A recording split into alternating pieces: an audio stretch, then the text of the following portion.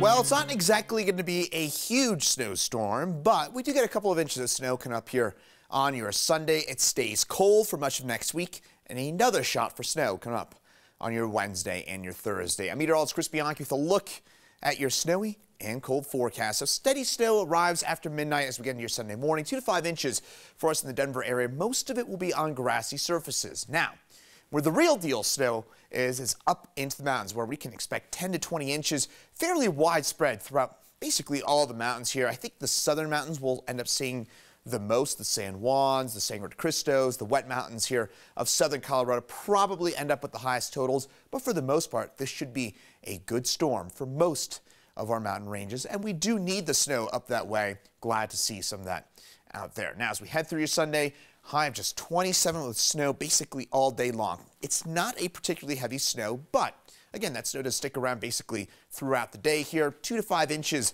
should do it for us here throughout most of the Denver area. So let's walk you through the time frame here. So just before dawn, I think we see those first accumulating flakes start to develop here in the Denver area. Could see some banding here into southern Colorado. Might notice those little narrow bands of snow working their way through Colorado Springs and Pueblo. That moves its way off to the north and off to the east. As it does so, we do get some, again, generally lighter snow into the Denver area. And then by the time this kicks on out of here by your Sunday night and early Monday morning, again, a good 2 to 5 inches, a fair bet for us in Denver, 10 to 20 inches for most of the mountains, although a few spots could pick up a little bit more than that.